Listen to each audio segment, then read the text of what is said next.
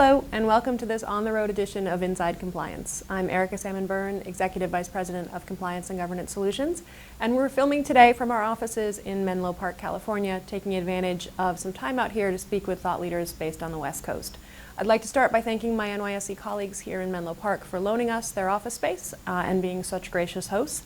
And then I'd like to welcome my colleague Tim Sanchez to the show. Tim is the director of the Global Corporate Client Group. Did I get that right? That's right. And in that capacity, Tim, you work with listed companies following their listing on the exchange, really sort of guiding them through the process of being a public company. And so that's our topic for today. Sure. Well, we have an office here that's made up of folks like myself who work with listed companies, and then we have other professionals that work on the capital market side. And their job is to really get out there in Silicon Valley and develop relationships early on with private companies that have the ability to eventually go public, and they'll work closely with the management team and with their investment bankers and lawyers and others to prepare them leading up to the IPO. And then once they're listed, then we're brought into the picture and maintain that relationship for the duration of the time they're listed on the New York Stock Exchange. If most of our audience is anything like me,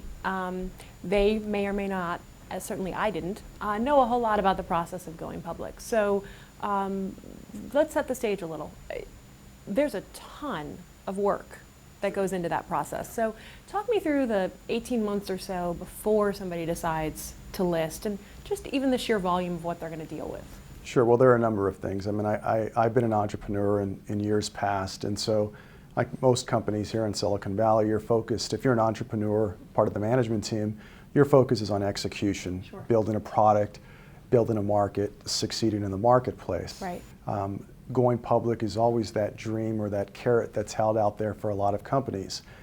Very few companies reach that stage. Only the successful few are able to get there. And so that 18-month process is pretty stressful. These are companies that have to go out and hire investment bankers. Yep.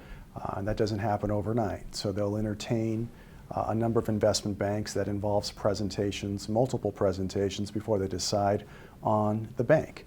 Yeah. And that's an important decision for a company. The company needs to figure out who is strong in that particular space, which banks have been successful in taking companies public in their space.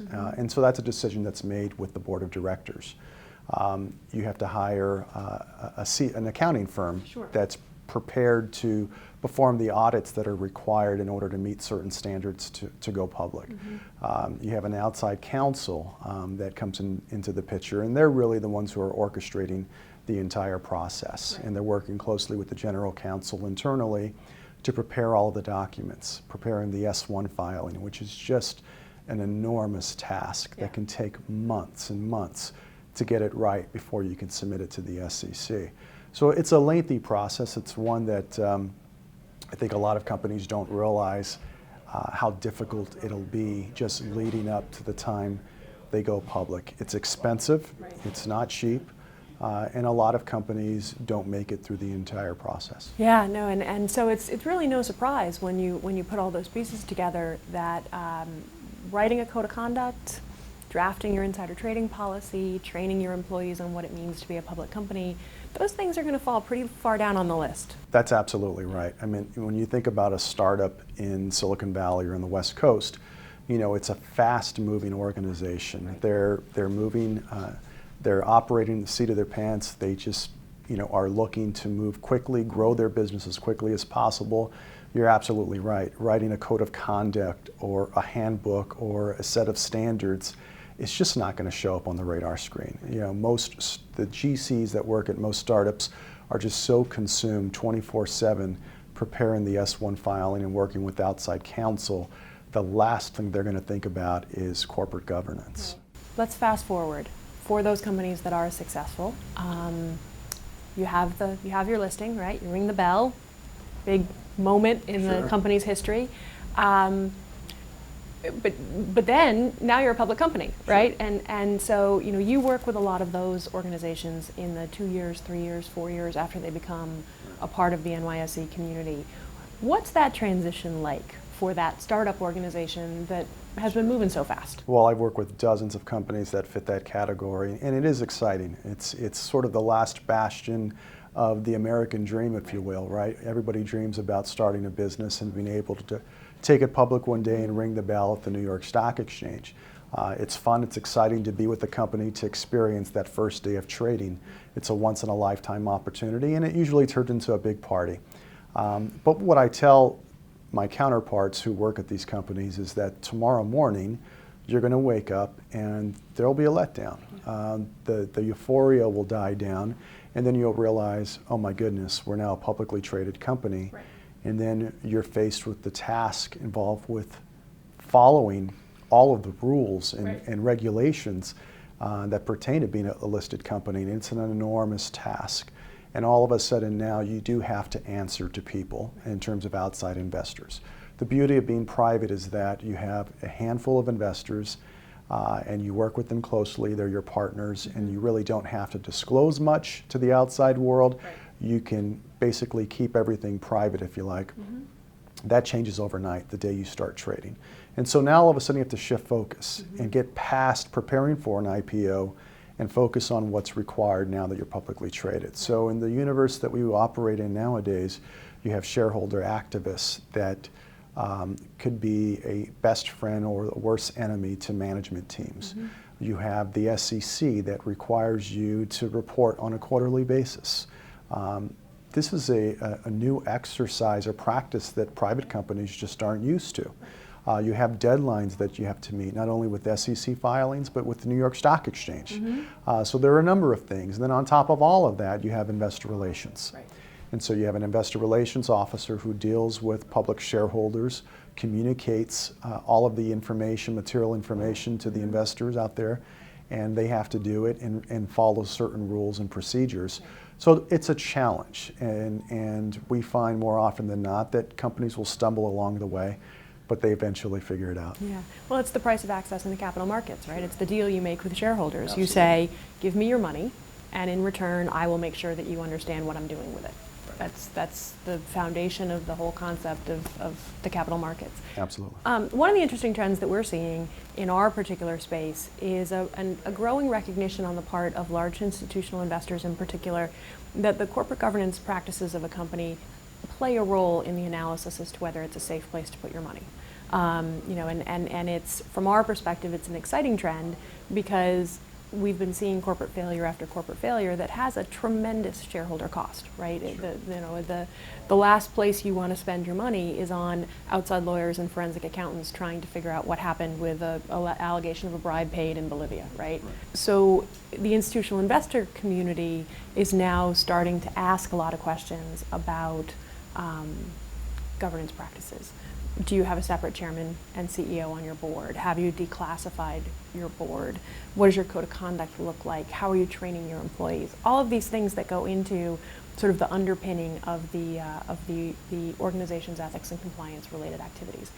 And many IR professionals that I talk to say they're not quite certain how to answer those questions yet. And so we're starting to see a partnership between the GC and compliance and IR. Given the fact that you work so closely with IR, are you seeing the same sort of activity, or are you hearing that from your contacts? I absolutely am, and it's uncharted territory. I mean, we live in a different world now. Pre-2008, prior to the meltdown, it was just a different ballgame. It was a different landscape. The level of scrutiny as it pertains to publicly traded companies was intense, but nowhere near what we see at post-2008. Right. So now we're operating in a world where transparency is demanded and required. Fortunately or unfortunately, due to some of the scrupulous practices of some individuals during that time frame, it's brought about new regulation. And that's typical if you look at the history of the United States. Yeah. There's always a knee-jerk reaction to a crisis, and that usually involves additional layers of regulation. Whether we agree with it or not, the reality is that that's what we have to deal with. Right. And so now you have, post-2008, for the past 6 years, an environment where investor relations officers are now dealing with issues that they didn't have to deal with before. And there's a level of scrutiny involved. And so I think you have an issue where you have general counsels who work for companies that are not used to having to answer certain questions or to put certain policies or procedures in place, and now they do. So how do you do that? It's a skill set that you usually can't find internally. They usually have to outsource this or seek outside advisors to help them craft these policies and procedures. And it's a challenge, but I think it's a good thing. I think it's needed. And more transparency is a good thing for not only institutional investors, but for small mom and pop investors who have left the market in droves due to a lack of confidence. And so anything we can do as professionals, be it on the listed company side or on the exchange side, to promote a safer environment, I think that's going to win back the hearts and minds of a lot of investors out there. Yeah, my advice to every compliance officer that I talk to is, do you know the person who's in charge of IR within the organization? If not, go meet them. Have a dialogue about the work you're doing and why it matters, because I agree 100%. At the end of the day, companies with good cultures, companies with good governance practices are stable, excellent places to work. And that's going to be, as a shareholder, the kind of place that I want to put my money. That's absolutely right. I mean, nowadays you have pools of assets out there, investors that have a special focus. You didn't have that prior, 10 years ago when I was working on the sell side. You had traditional long-only institutional investors, and really all they cared about are the fundamentals. Now you have companies that focus on the green practices of companies, whether or not the policies that are in place fit with the investment style of that particular fund. You have companies that will only invest in companies that meet certain rules as it pertains to the style of their investment fund. And so this is interesting because it gives investors the opportunity to move beyond whether or not a company's stock is going to go up, but whether or not they want to invest in a company that fits their own personal views and personal preferences. Right. No, that makes a tremendous amount of sense. Well, Tim, I can't thank you enough for taking the time to come on the show today. This was very instructive, and I trust that it was the same for our audience, because this is not a world that the average ethics and compliance officer spends a lot of time thinking about. So thank you. Thanks for having me. And that concludes this On the Road edition of Inside Compliance. We'll see you next time.